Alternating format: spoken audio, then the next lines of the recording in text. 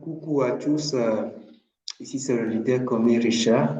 Euh, j'ai voulu aussi vous parler de comment est-ce que dans les vidéos précédentes, je vous ai montré comment est-ce que vous allez créer votre compte. Je vous ai expliqué le back-office et puis nous allons voir spécifiquement comment est-ce qu'il faut recharger son compte Forex avec le Bitcoin et c'est ce que nous tous on vous recommande. Voilà un peu. Donc, au lieu de gaspiller encore trop de temps à faire une nouvelle vidéo, il y a quelques outils parce que non seulement je vais vous montrer comment recharger le compte, aussi comment vérifier votre compte. Parce que pour faire votre retrait, vous avez besoin de savoir comment vérifier avant de faire le retrait. Vous voyez un peu. Donc, dans cette vidéo, je vais vous montrer, on va tout simplement regarder une vidéo. Je vais un peu aussi commenter. Donc, qui va nous montrer comment effectuer un dépôt. Après ça, j'enchaîne en même temps avec une vidéo qui va nous montrer comment vérifier son compte avec les documents. Et puis, hop, on est OK.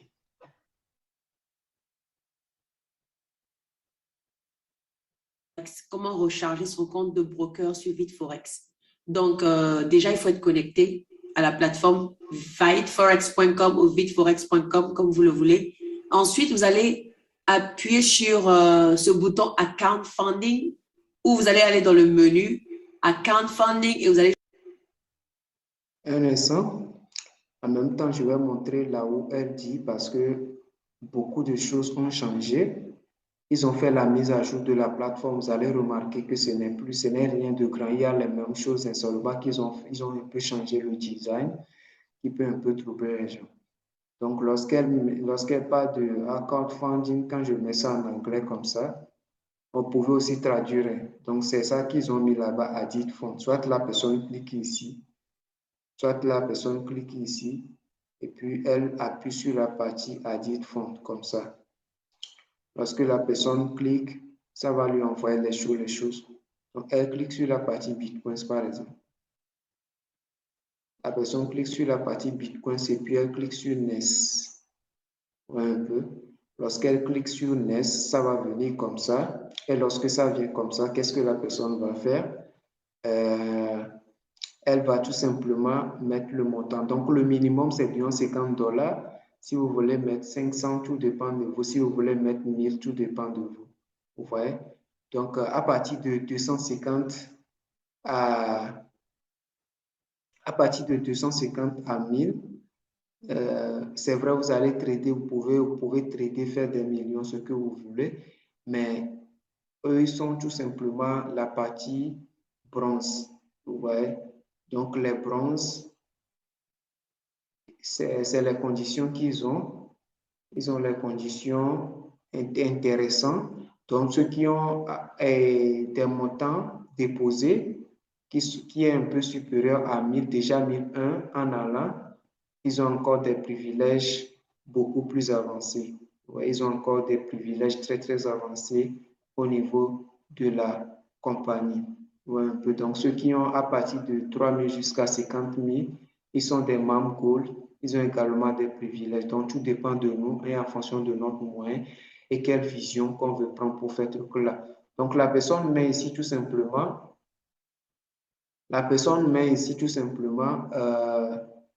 le montant qu'elle veut déposer. Ignorer les parties bonus s'il parle de agree with bonus. Ignorez les parties code promo et tout ça là. Vous mettez votre montant, vous signerez tout. Et puis vous appuyez sur fond de account. Vous voyez? Vous appuyez sur fond de account. Donc, une fois que vous appuyez, je vais aller tout simplement dans la vidéo pour vous la montrer ici. Une fois que vous appuyez, un instant, ça viendra comme ça. Ça viendra comme ça. Vous voyez? Ça viendra comme ça. Donc, on va un peu regarder. Vous déposez $250, mais le dépôt, c'est par Bitcoin. Donc, n'allez pas dans votre porte-monnaie. OK? Fund the account. Donc, toutes les parties là, moi, je l'ai déjà montré parce qu'ils ont aussi changé les designs. Vous voyez que ce n'est pas la même chose que ce que j'ai montré. Donc, actuellement, si vous allez, ce que j'ai montré, c'est ce que vous allez voir. Moi, je veux tout simplement vous montrer ici, elle a parlé des choses intéressantes qui peuvent vous aider une fois que vous appuyez de la partie NES. Donc, on écoute ensemble. Et la prochaine page sera la page de paiement. Tout ce que j'ai à faire, c'est d'envoyer les fonds sur l'adresse de portefeuille de Fight Forex. Mais attention, c'est vrai que vous déposez 250 $, mais le dépôt, c'est pas Bitcoin. Donc, n'allez pas dans votre portefeuille taper 250 $. Non. Recopier le montant en Bitcoin. C'est très important parce que le Bitcoin, il varie. À l'instant T, il vaut 250. Mais dans quelques secondes plus tard, il peut valoir un peu moins comme un peu plus. Un peu moins comme un peu plus. Si jamais vous envoyez moins de 250 $ sur votre compte, alors vous n'aurez pas, même si vous avez rentré votre code promo, vous n'aurez pas la promo. Parce que pour avoir la promo de 200%, il faut absolument... Et cette histoire de promo de 200%, ne prenez pas. Hein. L'idée, ne prenez pas. C'est très important. Prenez pas ce bonus de 200% dont il parle et tout ça. Là. Ne prenez pas. On s'en plus ça. Que votre montant qui arrive sur votre compte soit au moins de 250 $. Donc, qu'est-ce que je vais faire? Je vais copier l'adresse de portefeuille de Vite Forex ou bien je clique simplement sur Copy Address, c'est déjà copié. Je vais dans mon portefeuille, Binance, Coinbase, Blockchain, ce que je veux, je colle l'adresse. Je reviens ici, je copie le montant.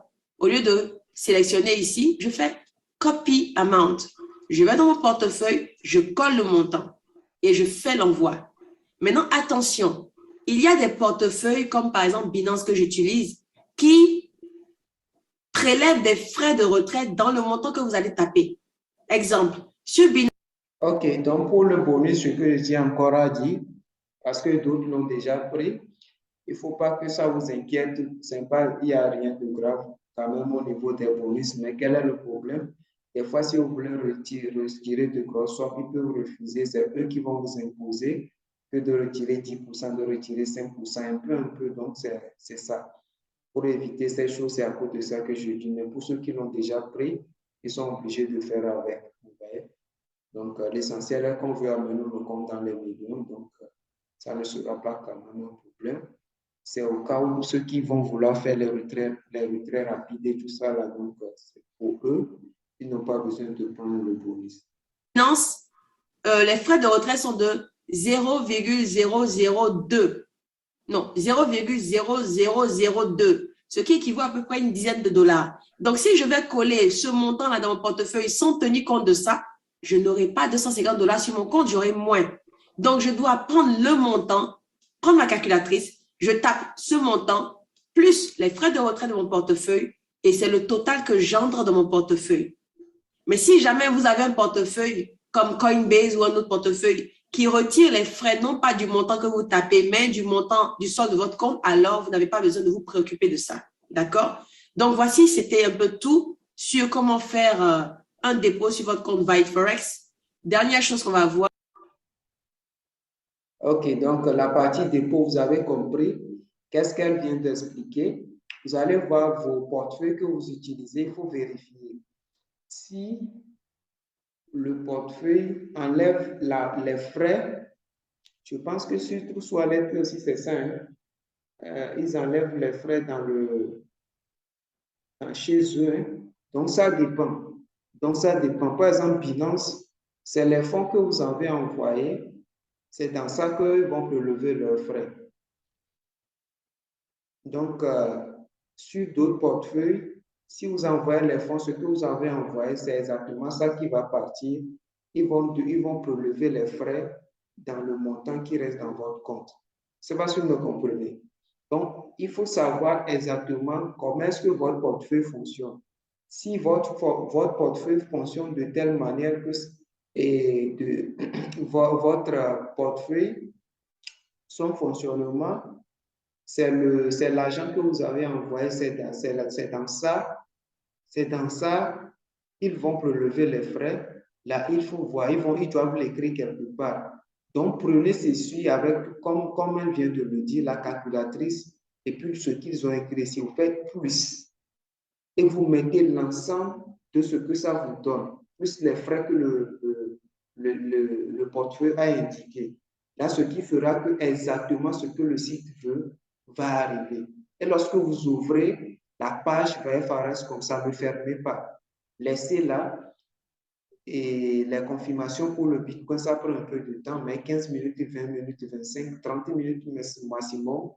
Prenez les bons portefeuilles. Moi, vous prenez les portefeuilles comme Trust Wallet et Binance, Coinbase, tout dépend de vous. Mais sachez comment est-ce que ça fonctionne. Mais il y a d'autres portefeuilles comme Blockchain, ça, je ne vous le recommande pas. Parce que le renvoi, c'est très, très, très lent et tout. On veut, parce que pour envoyer les bitcoins aussi, il faut savoir que c'est un peu lent. l'USDT est rapide. Mais ici, Forest privilège plus Bitcoin, donc je vous conseille plus de faire les choses avec le Bitcoin sur le très compte dépôt. Un peu. Donc, ce qui fait que le Bitcoin, sa valeur est très élevée. Donc, si on veut parler de $100, $250, $500, $1000, il faut savoir que sa valeur en Bitcoin, ça serait 0, quelque chose. Et donc, le site va vous le dire. Prenez ça, vous allez dans votre portefeuille. Donc, arrivé au niveau de votre portefeuille, à vous de savoir si mon portefeuille enlève les frais dans les fonds que j'ai envoyés ou bien ils vont enlever les frais chez moi. S'ils enlèvent les frais dans le portefeuille et non dans la somme que vous allez envoyer, là, il n'y a pas de problème. Mais s'ils enlèvent les frais dans les fonds que vous allez envoyer, faites de telle manière de savoir c'est combien les frais. Vous calculez ensemble, comme elle vient de le dire, et c'est ce que vous allez mettre. Puis vous allez voir que, parce que si vous n'envoyez pas ce qu'ils veulent ici, ça ne peut pas être confirmé. Il peut quand même vous dire que c'est arrivé, mais ça reste à compléter des choses. Ouais, donc, pour éviter ça, faites ce qu'on vous a dit de faire. OK. Donc, ensuite, on va passer maintenant à la partie comment vérifier son compte. Comment vérifier son compte. Donc, on va la voir ici rapidement. Comment vérifier son compte. Comment vérifier son compte. Un instant. Comment vérifier son compte. On va entrer ici comme ça. Hi everyone, Arena Ryan here once again with another tutorial video. And in today's video, what I want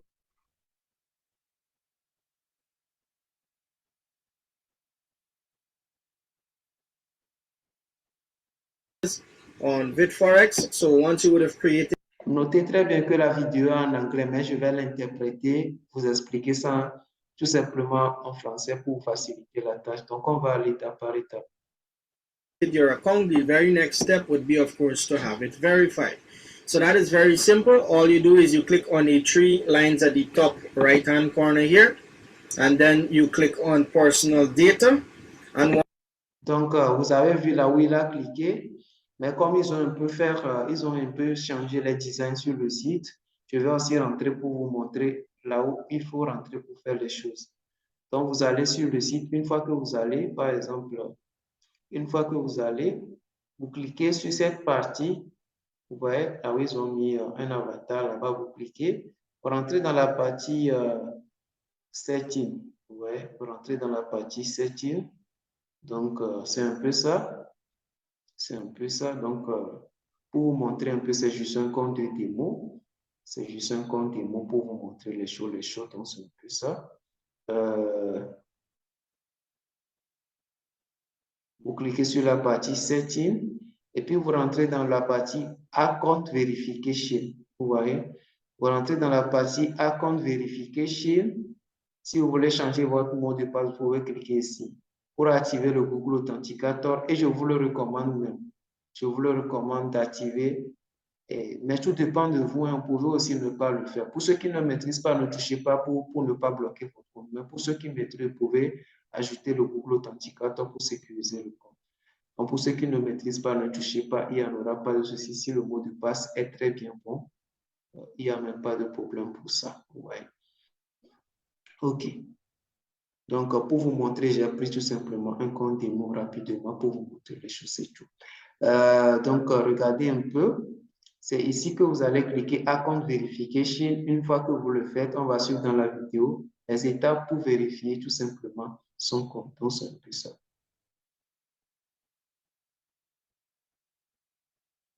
Once you click on personal data, it's going to bring you to this screen here. Donc, une fois que vous rentrez, parce que là-bas, ils ont écrit personnel, quelque chose comme ça, comme ça. Mais donc, c'est un peu ça. Une fois que vous venez la partie où j'ai dit, comme lui parle l'anglais, vous cliquez ici. Si c'est le passeport que vous voulez utiliser, la carte d'identité que vous voulez utiliser, vous cliquez, vous choisissez le document que vous voulez utiliser. Vous voyez? Une fois que vous le faites, ils vont vous demander copie, c'est-à-dire le document que vous voulez envoyer, essayez de le balancer par ici. Donc, il ne faut pas que le fichier soit en haut de 10 mégabits. Ouais, de 10 mégabits. Vous envoyez ça ici. Donc, ça peut être en PDF, en image PNG, JPG. Donc, ce qui est plus facile, vous pouvez faire ça en PDG. Et, excusez-moi, en PDF plutôt. Vous cliquez sur la partie Browse Field for Upload. Vous cliquez, vous suivez les étapes, vous envoyez le premier document, celui de la carte d'identité par exemple. Donc, une fois que vous le faites, ils vont vous demander aussi signe de agreement. Vous voyez, signe de agreement. Donc, ils vont vous demander de signer, c'est-à-dire la signature qui est sur votre passeport ou bien la signature que vous avez fait sur votre carte d'identité. Ils vont vous demander de faire ça. Donc, n'allez pas signer n'importe quelle signature, non. Vous voyez, des fois, si vous n'avez pas une seule signature, ce que vous allez faire, prenez votre carte et puis vous regardez quelle signature vous avez fait là-bas. Ils ne sont pas durs quand même. Vous allez faire ça exactement un peu. Ça va tout simplement ressembler à ce que vous avez fait sur la carte et puis ils vont prendre. Vous voyez? Une fois que vous le faites, si vous avez mal fait ou bien les images, pour que les images soient très, très bien visibles, si les choses ne sont pas visibles, ils vont les rejeter. Donc, on va suivre la vidéo un peu. Vous allez voir de quoi il s'agit. Okay. It says account verification. Now, if you scroll up, your information is going to be above. I would not want to scroll up there. So, what you will do is once you scroll down. Donc, c'est les mêmes étapes, seulement que comme ils ont changé le design, c'est un peu ça. Bon, si j'ai cliqué sur la partie setting, réglage et tout, et puis je vous ai dit la partie account verification, il faut cliquer pour vérifier. Donc, c'est les mêmes étapes que lui aussi parle. On va regarder. Que lui aussi montre, on va regarder rapidement. Below this section here where it says account verification, you can then select the type of identification you would want to use, if it's a passport or ID card. Donc là où ils ont mis personal ID, veut parler de la carte d'identité. Donc passeport, vous savez déjà ce qu'on appelle le passeport. On y va. Card, we'll just leave this on ID. And if you select ID, you'll have to upload a copy or picture of the front side of your ID. Donc, il y a deux choses. Donc, pour la carte, ils vont vous demander de faire quoi? La face de la carte. Vous voyez? La face de la carte. C'est pourquoi, pour faciliter la tâche, vous pouvez aussi ne pas le faire en PDF. Vous prenez tout simplement une photo. Vous prenez la face de la carte, vous balancez très bien visible. Hein? Il y a des gens qui ne savent pas prendre très bien la photo. Ils vont prendre la chose de telle manière que le contour de la carte ne va pas se faire voir. Non, prenez très bien la photo, ça soit très bien visible et que le contour de la carte doit se faire très bien voir. Et pour qu'ils ne pensent pas que c'est un montage, donc eux-mêmes ils demandent tout cela. Donc, vous envoyez la face de la carte. Après, vous prenez la photo de l'arrière proprement dite bien visible, vous balancez. Ensuite, vous passez ici, ils ont mis signe de agreement. C'est là que vous allez cliquer. Ils vont vous demander des choses, vous allez confirmer et puis signer tout simplement. Out of the back side of your ID card. Make sure that the four ends of your ID card is visible, is clear, it's in the picture, and your signature on the ID card and the words are actually visible as well. You'll then click on the... Donc, c'est ce qu'il explique, que lorsque vous envoyez les choses, il faut que les choses soient très bien lisibles, la signature, les choses qui sont sur la carte soit très bien lisible. C'est très important. Sinon, ils vont le rejeter. Et si le rejet, ce n'est pas grave, vous allez tout simplement le... Sign agreement option, right? And once you would have clicked on this option, it's going to bring up the screen here, which will provide you with the acceptance of service. So of course, you'll have to read these terms, and then you'll click here to sign. And over here, donc, qu'est-ce qu'il a montré? Vous allez cliquer sur la partie sign up. Vous allez voir le document juste en bas, là où ils ont mis rouge. Clique quelque chose, vous cliquez, puis ça vous envoie ici. Et suivant les étapes, vous verrez. You will be able to sign, all right, the agreement. One thing to keep in mind is to make sure when you're signing the agreement, the signature that you put here is the same signature on your ID card or passport, or make sure it's closely identical to what is on your ID. Donc, c'est ce que je vous ai expliqué qu'il explique. Donc,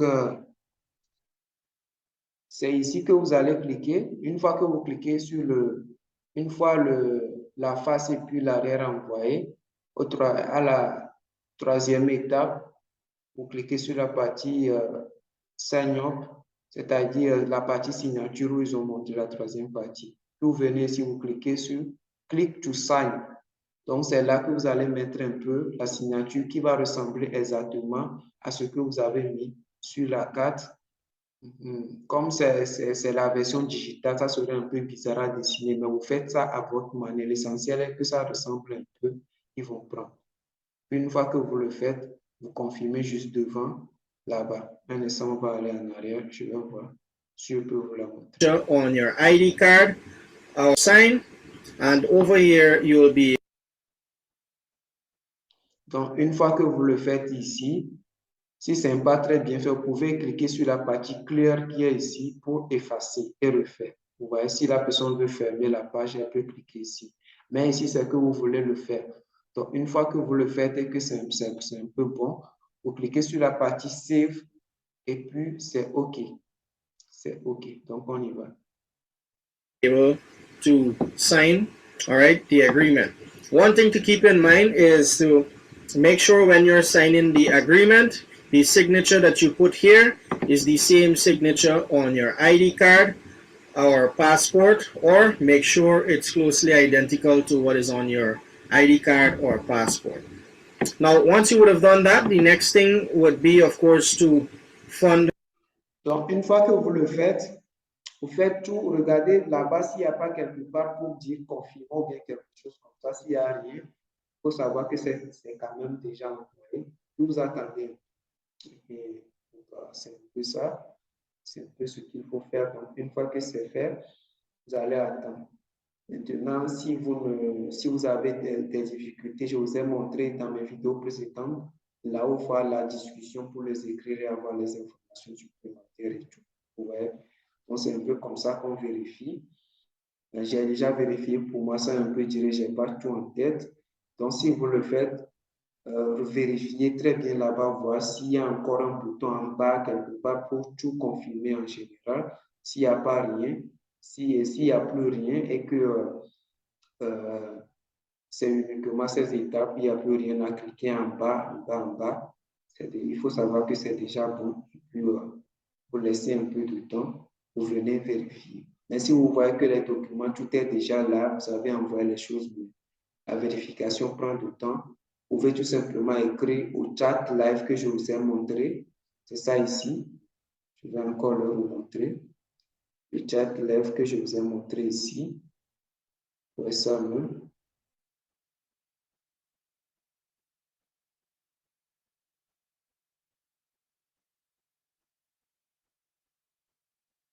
Le chat live que je vous ai montré ici. Vous cliquez ici. Et puis, vous allez voir là où ils ont mis groupe chat, quelque chose. Vous cliquez la partie privée. Et puis, vous leur laissez tout simplement le message. Ils vont vous aider pour des informations supplémentaires. Vous voyez. Donc, sur ce, je vais tout simplement retourner au niveau de la vidéo. Au niveau de la vidéo. Donc, c'est déjà l'essentiel. Hein? C'est déjà l'essentiel. Il n'y a plus grand chose. Your VitForex account. So what you're going to want to do is click on the three lines at the top right again. Donc, Donc, il veut parler du retrait. Donc, la partie retrait, on l'a déjà vu. Sur ce, vous savez déjà comment recharger, comment vérifier son compte et être prêt pour une demande de retrait. Donc, dans la vidéo qui va suivre, je vais vous montrer tout simplement comment faire une demande de retrait au niveau de Five Forex. Je pense que c'est déjà clair pour tout le monde.